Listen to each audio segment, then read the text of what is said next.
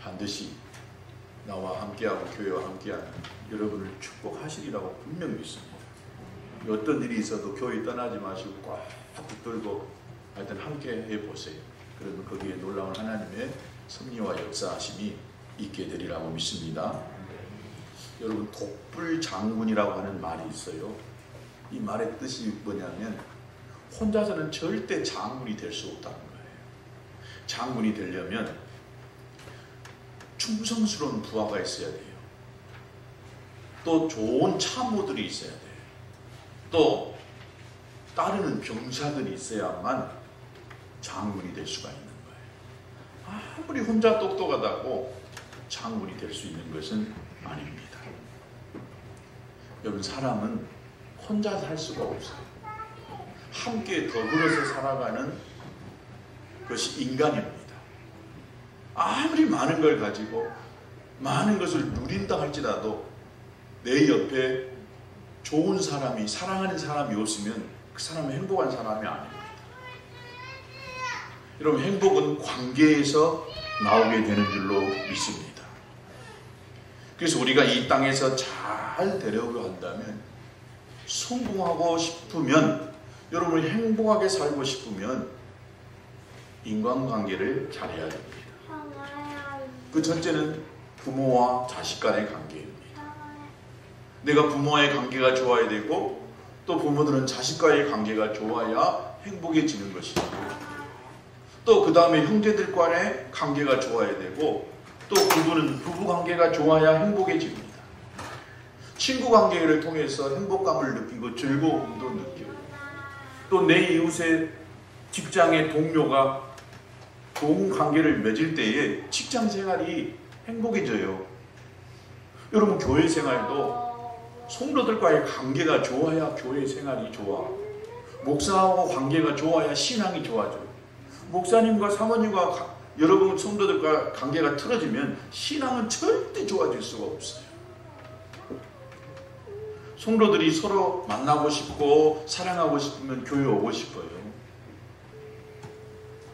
목사와 관계가 틀어지고 성도가 성도를 보기 싫으면 교회 오기 싫어지는 거예요.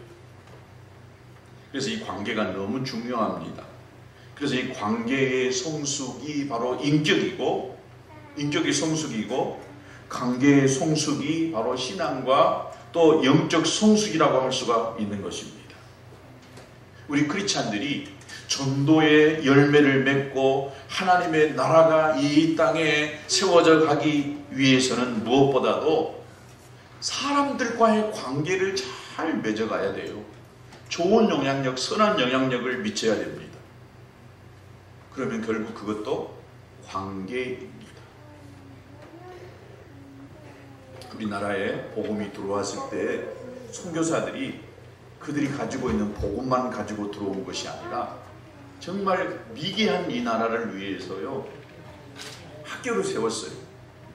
뭐 거창하게 크게 세운 것이 아니라 조그마한 가정집에다가 학생들 몇 명 데려놓고 야학처럼 가르치는 그 학교를 시작하게 됐어요.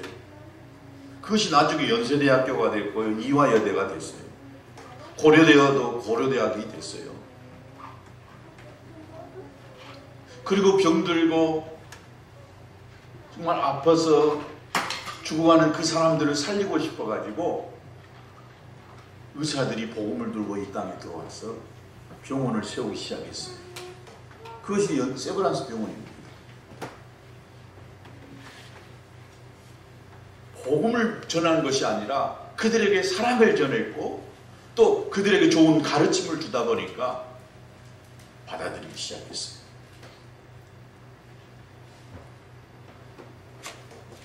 선교사들이 와서 마음껏 처음에 와서는요, 막 먹을 것 나눠줘요. 그러니까 먹을 것이 없으니까 먹을 것 받으러 교회에 오기 시작했어요. 아마 우리들도 어려서 교회 나갈 때 뭐예요? 교회 나가면 맛있는 거 주잖아요. 크리스마스 때면은 세상에서 해보지 않는 막 연극도 하고 찬양도 하고, 옛날에는 교회가 이 세상 문화를 선도해 갔거든요. 그러다 보니까 사람 만나고 싶어서 교회 가면 좋으니까 사람들이 교회 오기 시작을 했거든요. 그래서 이 복음은 빵과 함께 간다라고 하는 말이 있어요. 우리 필리핀에 있는 선교사님 지난번에 저한테 그러더라고요. 10년 전만 해도 밥 주면, 쌀 주면 필리핀의 그 동네 애들이요 막 떼그리로 몰려왔대요. 떼그리로. 근데 지금은 안 온대요. 불과 10년 됐는데 뭘 준다 해도 안 온대요. 이제는. 전도를 어떻게 해야 되느냐? 주는 것을 통해서 사람의 마음을 얻잖아요. 관계를 맺어가는 것, 좋은 관계를 맺어가는 이것이 전도의 첫 번째 시작이게 되는 것입니다. 아무리 믿음이 좋고 신앙이 좋아도 관계가 틀어지면 난 저 사람이 믿는 예수 안 믿을래 그렇게 이야기합니다.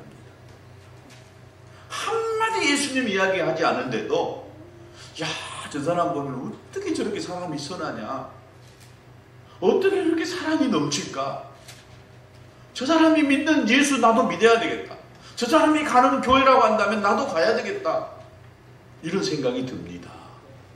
믿음 좋아서 교회에서 주여 기도하고 부르짖고 교회에서 헌금 많이 하고 성경 많이 읽어도 나가서 사람들과의 관계가 틀어지면 저 사람이 믿는 하나님 나는 안 믿는다라고 하는 거예요.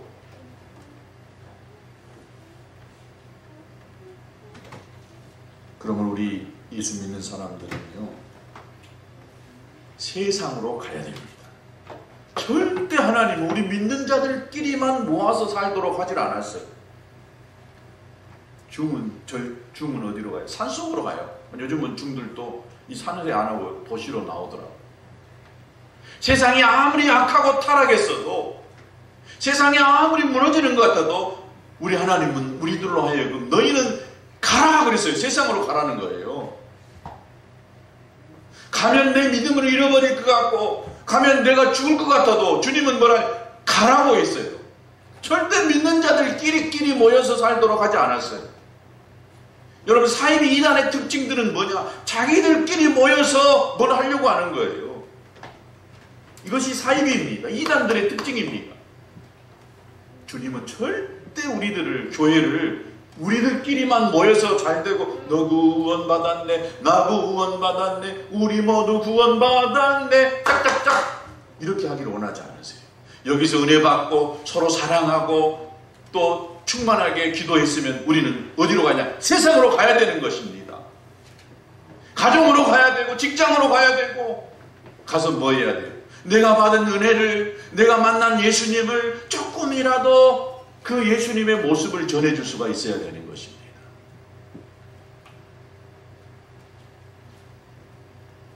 여러분 신앙이 다르고 생각이 다르고 스타일이 다르고 내 믿음의 모습이 다르다고 여러분 부부가 갈라질 수 있어요?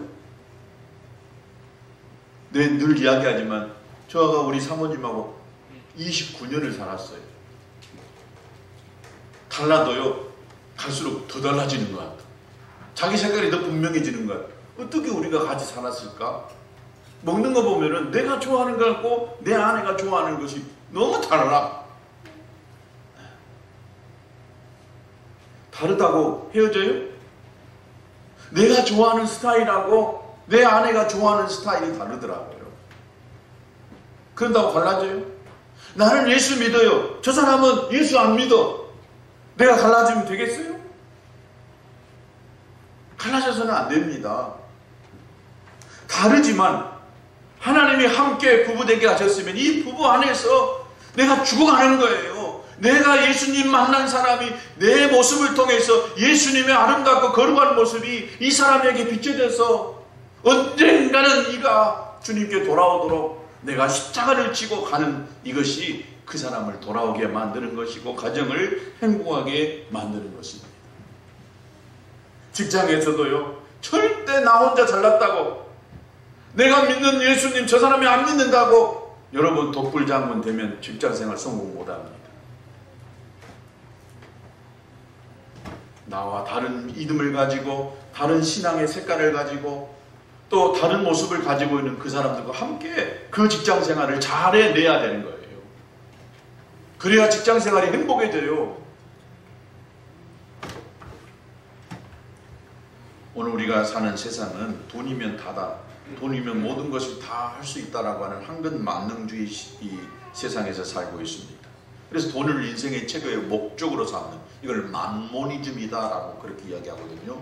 만몬, 이 만몬이라는 것은 나는 믿는다는 거예요. 뭘 믿느냐? 돈을 믿는다는 거예요. 돈이면 다다라고 하는 생각입니다. 하나님이 있어야 될 자리에 돈이 있고 사람이 있어야 될 자리에 돈이 있는 거예요. 돈이면 뭐든지 다 하는 이런 세상 속에 오늘 저와 여러분이 살고 있습니다. 그러다 보니까 인간성이 상실되고 말았어요. 의리도 사랑도 메말라져 가고 있어요. 돈으로 모든 걸 다 평가해버리는 이 시대 속에 저와 여러분이 살고 있습니다. 이 세계가 황금 만능주의 무한 경쟁 시대에 들어가면 인구의 20%는 경쟁에서 혜택을 본다 합니다. 그러나 나머지 80%는 고통 속에 살아간다는 거예요. 돈 때문에 가족의 관계가 허물어집니다. 돈이 이 세상을 막가게 만들고 있습니다. 과거에는요, 가난해도 정답게 살던 시절도 있었어요. 1년이면 이사를 한두 번 가야 되는, 당장 끼니 걱정을 해야 되는 그런 시대에 살고 있었어요. 그러나 그 좁은 방에서 한 입을 덮고 살면서 오손도손 행복하게 살았어요. 그러나 지금은 어떻습니까? 가족이 4명인 방을 4개 가지고 살아요. 다 좋은 집에서 살고 좋은 차, 각자 하나씩 차를 몰고 다니는 이 시대에 살고 있어요. 근데 진짜 행복할까요? 돈이 많으면 행복할까요? 돈이 최고라고 생각하고 돈 좀 있었으면 좋겠다, 마음껏 썼으면 좋겠다는 이 세상 속에 우리가 살고 있는데, 돈이 있는 사람이 진짜 행복해요? 여러분 영화나 드라마에 가보세요. 우리 돈 있는 세계를 잘 모르니까. 돈 있다고 행복하던가요? 돈 있다고 서로 가족 간에 사랑하던가요? 돈 때문에 가족 간에 불화가 생겨요. 원수가 돼요. 내가 더 많이 가지려고 더 높은 자리에 가지려다 보니까 원수가 되고 가정이 깨지는 것을 우리는 영화나 드라마에서 많이 보게 되는 것입니다. 돈보다 소중한 것은 사람입니다. 관계입니다. 관계만 좋으면은요, 오두막집 집에서 살아도 한 끼 굶어도요, 관계만 좋으면은 행복할 수가 있는 거예요.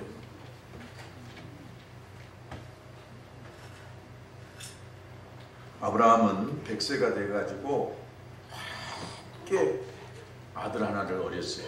근데 하나님이 이 아들을 번제로 바치라고 하는 거예요.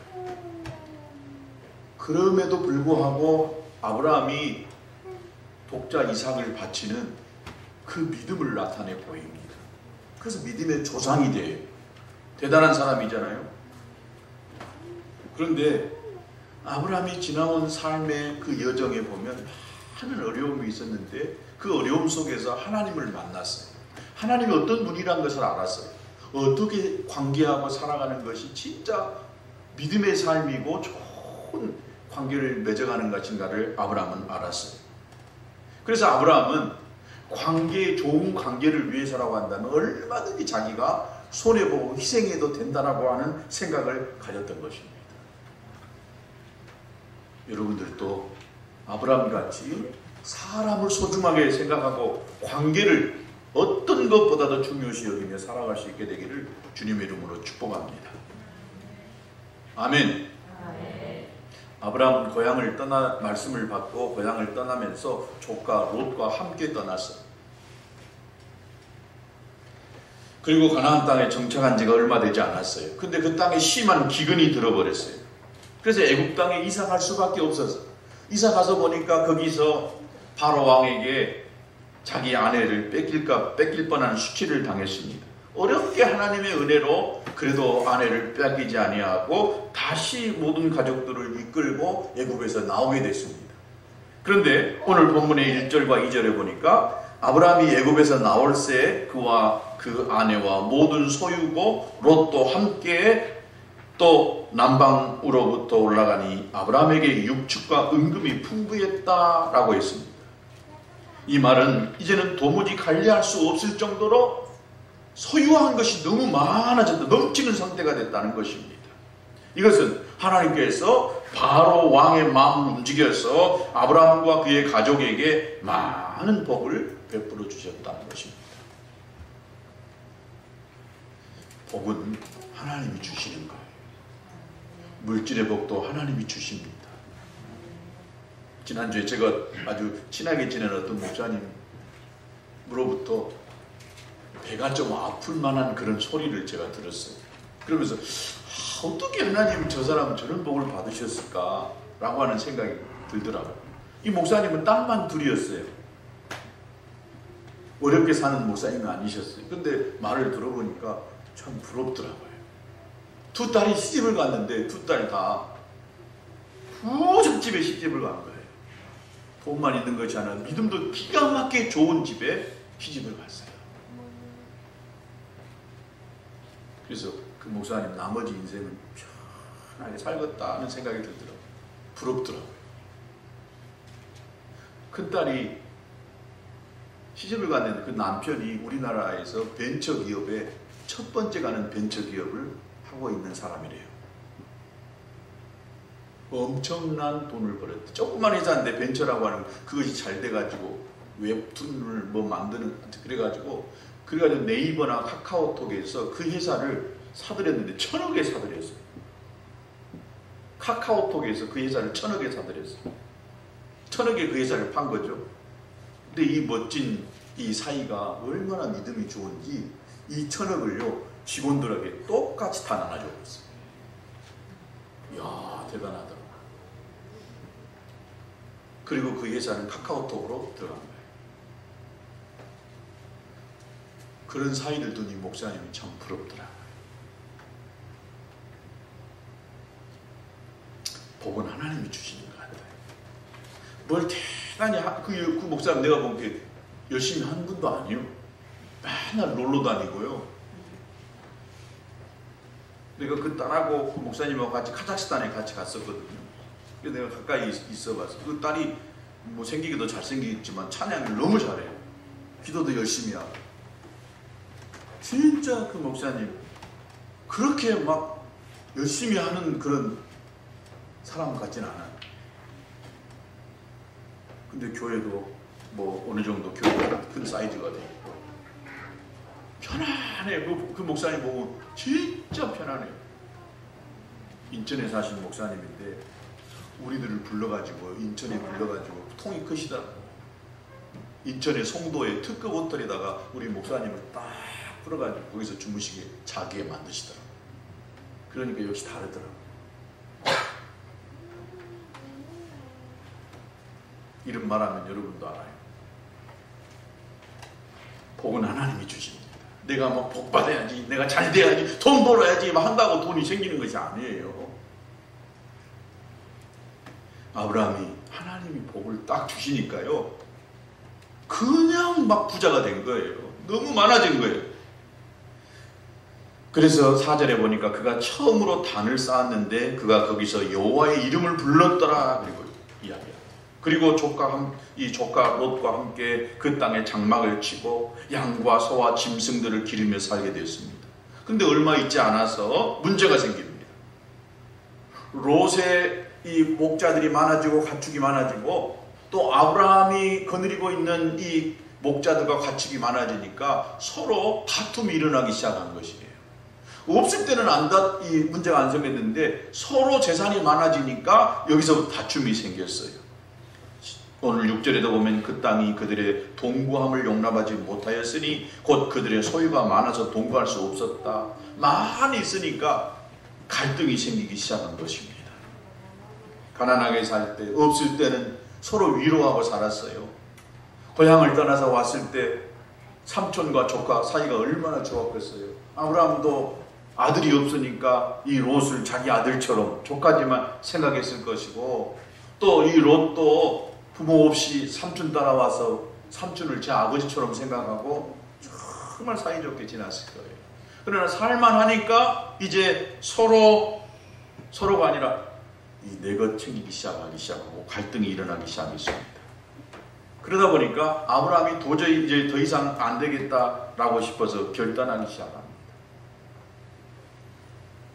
우리 삶에도 존재할 수 있는 이 갈등, 끊임없이 내가 손해보지 않냐고 내가 더 많이 누려야 되기 때문에 생기는 갈등들을 얼마나 우리가 많이 했는지 몰라요.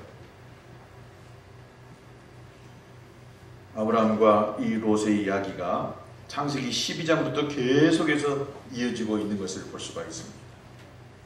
이 좋았던 관계가 틀어지니까 아브라함이 속히 결단을 하고 있는 것을 볼 수가 있습니다. 아, 이대로 있다가는 큰일 나겠다. 갈라져야 되겠다. 라고 생각해가지고 아브라함이 특단의 도치를 내리게 되는 것을 볼 수가 있습니다. 이걸 통해서 우리가 관계를 어떻게 해야 되는가를 간략하게 한번 나눠보려고 합니다. 아브라함은 관계를 중요시 여기는 가치관을 가지고 있었습니다. 사람을 잃어버려서는 안 된다. 내가 전 재산을 잃어버려도 사람을 잃어버려서는 안 된다라고 하는 이 생각을 아브라함이 가졌던 것을 봅니다.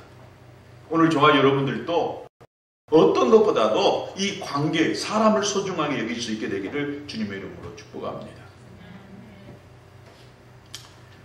사람들과의 갈등이 거의 대부분요, 돈 때문에 생기게 되죠. 두 번째는 말 때문에 생기게 되는 경우가 많아요. 말을 함부로 하다 보니까 그 말에 내가 상처받아가지고 그것 때문에 갈등이 생기게 되는 걸 얼마나 많이 있는지 몰라요. 그런데 아브라함은 지금 관계를 중요시 여겼어요.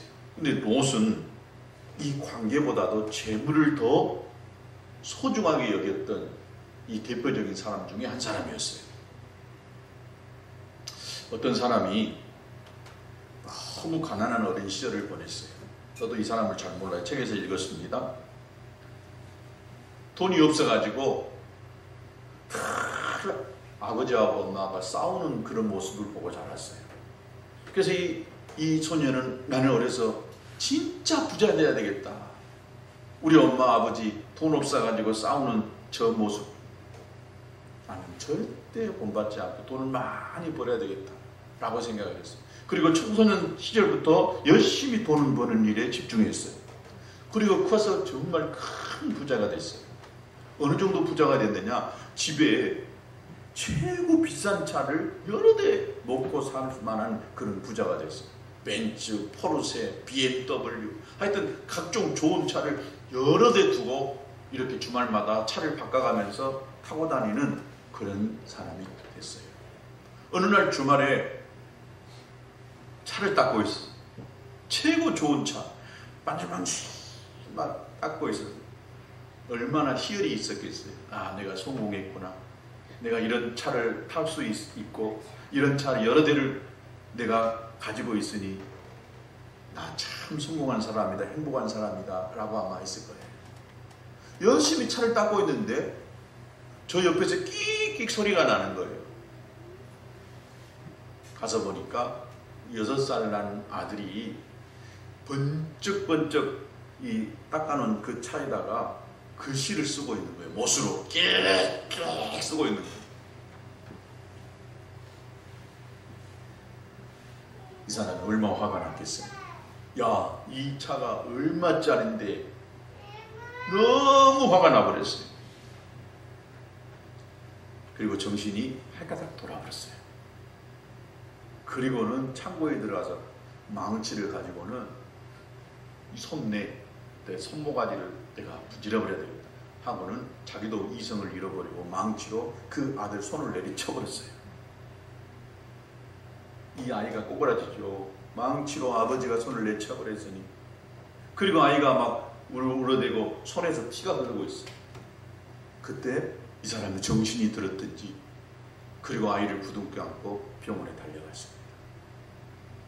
병원에 달려가서 이 아이를 치료하는데 이 아이의 손을 잘라내야만 하는 이런 지경에 이르렀다는 거예요. 얼마나 슬프겠어요. 아이가 아버지한테 이렇게 합니다. 아빠가 너무 좋아하는 차라 이 차를 잊어버리면 누가 못 가져가게 내가 이 차에다가 아버지 이름을 썼다는 거예요. 아버지가 너무 좋아하는 차니까 이 아이 생각에는 이 차에다가 아버지 이름을 써놓으면 누가 못 가져갈 거라고 생각했어요.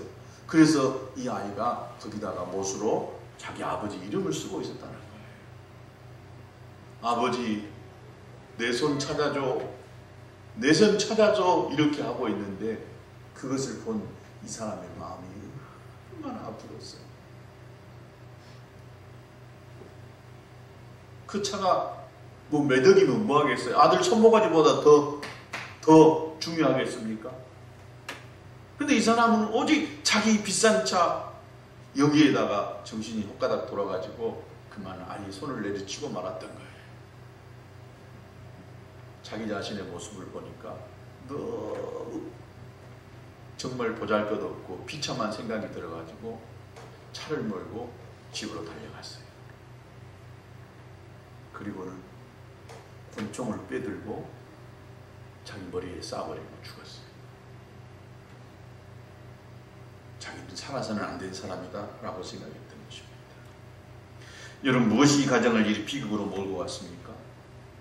고급 승용차 때문인 것입니다. 물질 때문인 것입니다. 물질이 자녀의 손을 다치게 만들고 물질이 아버지를 죽게 만들고 물질이 이 가정에 비극을 가져오게 만들었던 것입니다. 여러분, 돈을 사랑함이 일만하게 뿌리입니다.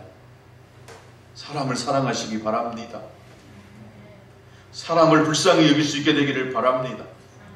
이것을 극복하지 못하면 우리도 이 세상 사람들과 별 다를 바가 없습니다.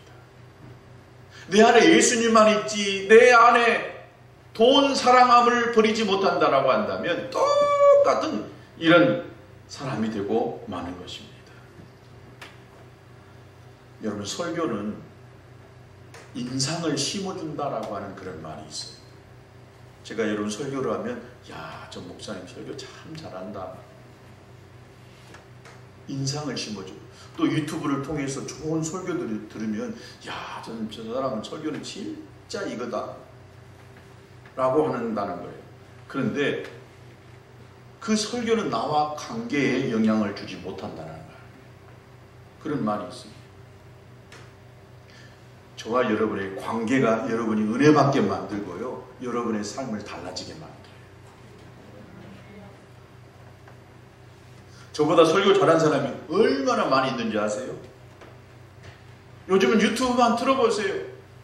기가 막힌 설교들이요, 어마어마하게 쏟아져 나와요.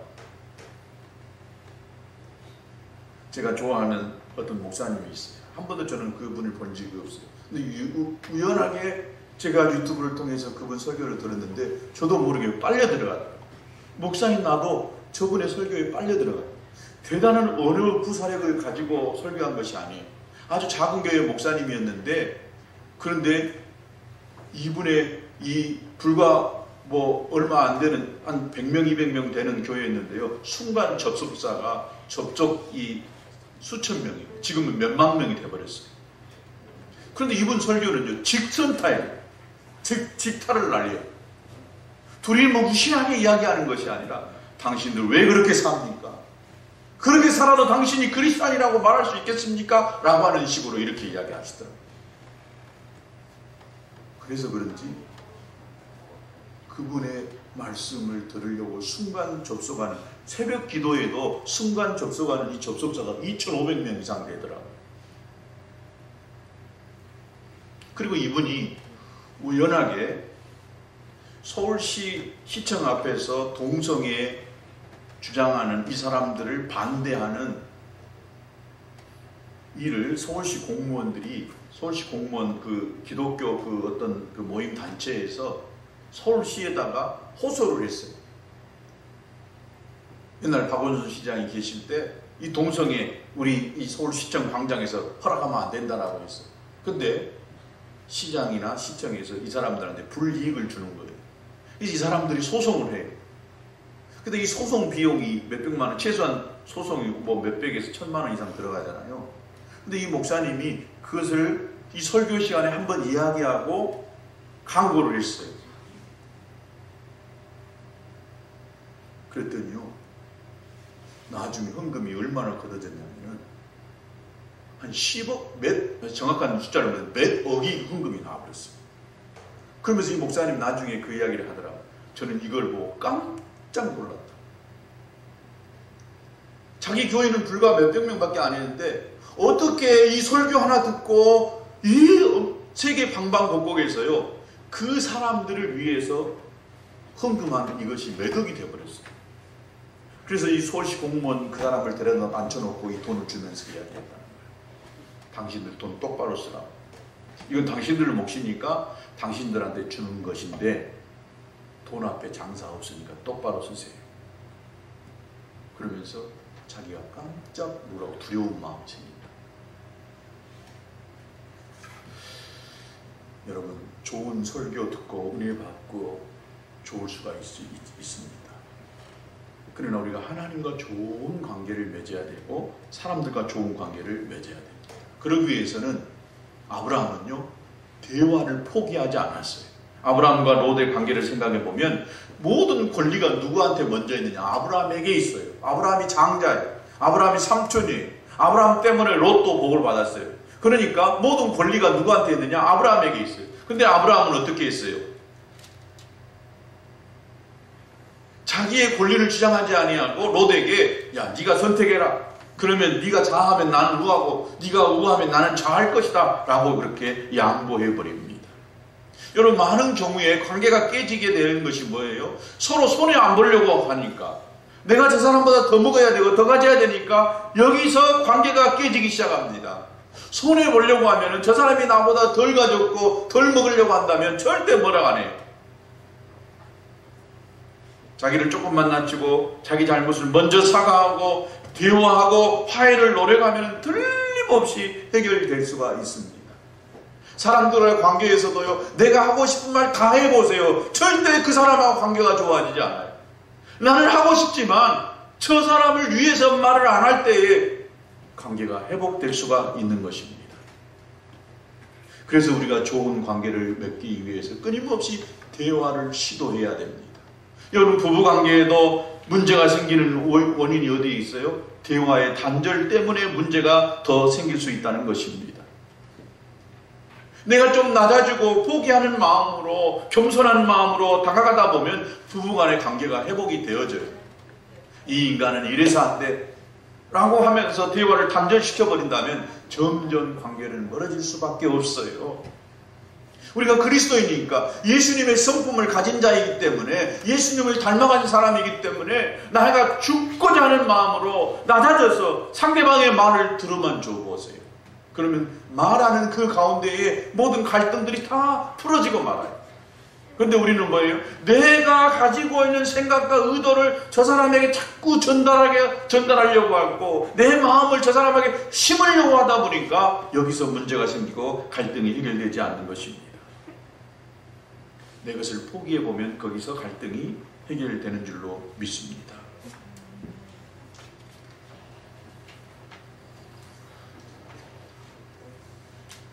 하나님의 사람은 이 땅에서 손해볼 생각을 해야 됩니다.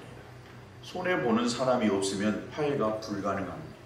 한쪽에서 분명히 손해보고 꺾어야만 화해가 될 수 있는 것입니다. 아브라함이 먼저 손해보고 택하라고 하고 나서 그러고 나니까 둘이 갈라지게 돼 있어요. 자, 롯은 어떤 걸 선택했어요? 13절 9절에 보니까 네 앞에 온 땅이 있지 않냐, 나를 떠나라. 네가 좌하면 나는 우하고 네가 우하면 나는 좌할 것이다. 10절에 보니까 이에 롯이 눈을 들어 요단을 바라봤어요. 딱 바라보니까 어땠어요? 소알같이 온 땅에 물이 넉넉하니 라고 했어요. 그 땅이 좋아 보였어요. 그래서 그 땅을 선택한 것이었습니다. 여호와께서 소돔과 고모라를 멸하시기 전이었던 거로 여호와의 동산 같고 애굽 땅과 같았더라. 하나님이 그 땅을 심판하시기 전이니까 그 땅이 에덴 동산같이 너무나 좋은 땅이었어요. 그러니까 롯이 삼촌에게 양보하지 아니하고 삼촌이 선택하러 가니까 옳지 잘됐다고 그 땅을 딱 선택했어요. 결과가 어떻게 됐을까요? 아브라함은 롯이 선택한 그 다른 땅을 차지했어요. 정말 황무 땅이었어요. 그러나 결과는 전혀 다른 결과를 만들어냈던 것을 봅니다. 롯이 선택했던 소돔과 고모라 땅은 훗날 하나님이 심판할 수밖에 없었고, 불로 심판할 수밖에 없었고, 롯의 아내는 어떻게 됐어요? 소돔 기둥이 되고 말았어요. 욕심으로 선택하고 양보하지 아니하고 선택한 땅이었어요. 하나님이 멸하시기 전까지는 좋은 땅이었는데 하나님이 거기와 함께하지 아니하고 복을 내리지 아니하시니까 불로 심판받을 수밖에 없었던 땅인 것입니다. 여러분, 믿음의 선택은 이 땅에서 손해볼 수 있다는 사실입니다. 그러나 손해보더라도 바른 선택을 해야 될 줄로 믿습니다. 믿음의 눈으로 보는 것이 우리 눈으로 보는 것과 다를 수 있다는 것입니다. 불리하게 생각될 수도 있어요. 그러나 결과는 반드시 좋게 된다는 사실을 기억하시고 좋은 관계를 위해서 좀 손해보시기 바랍니다. 희생하시기 바랍니다. 그래서 아름다운 관계를 맺어서 그 관계를 통해서 행복하시고 성공할 수 있게 되기를 주의 이름으로 축복합니다.